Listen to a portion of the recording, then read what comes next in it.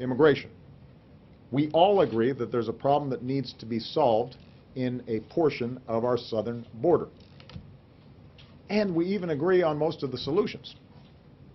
But instead of working together, instead of focusing on the 80% where there is agreement between Democrats and Republicans, between the administration and Congress, House Republicans, as we speak, are trying to pass the most extreme and unworkable versions of a bill that they already know is going nowhere, that can't pass the Senate, and that if it were to pass the Senate, I would veto. They know it. They're not even trying to actually solve the problem. This is a message bill that they couldn't quite pull off yesterday, so they made it a little more extreme, so maybe they can pass it today, just so they can check a box before they're leaving town for a month.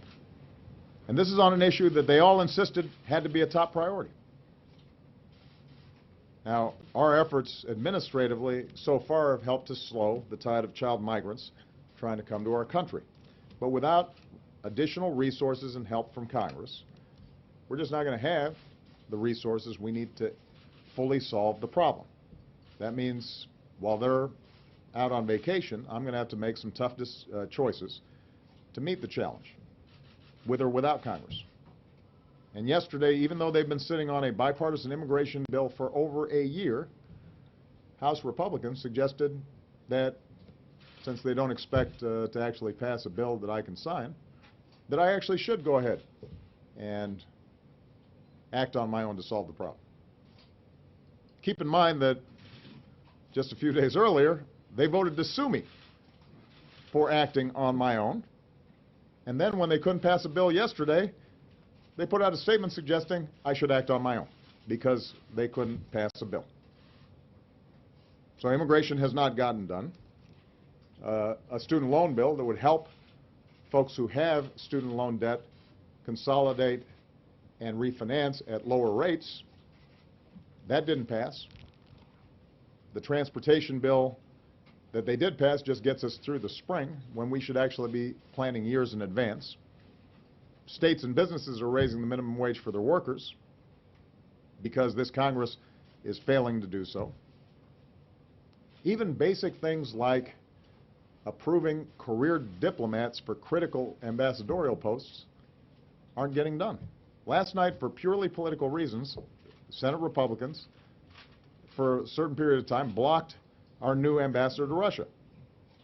It raised such an uproar that finally they went ahead and let our Russian ambassador pass at a time when we are dealing every day with the crisis in Ukraine. They're still blocking our ambassador to Sierra Leone, where there's currently an Ebola outbreak.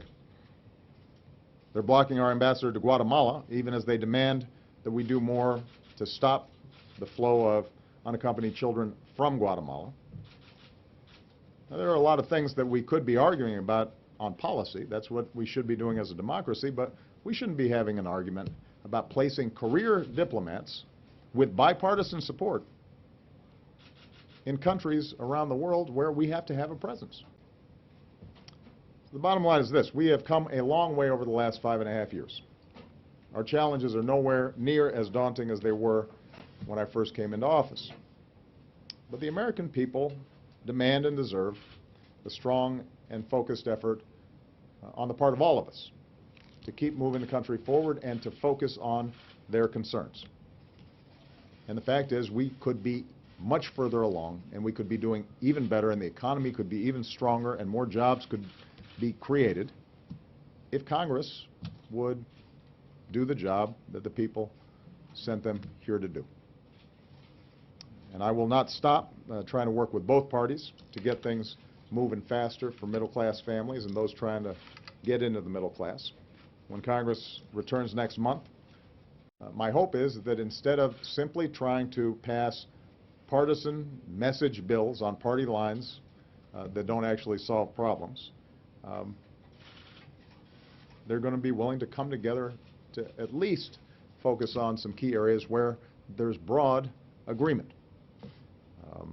After all that we've had to overcome, our Congress should stop standing in the way of our country's success. So with that, let me take a couple of questions, and I will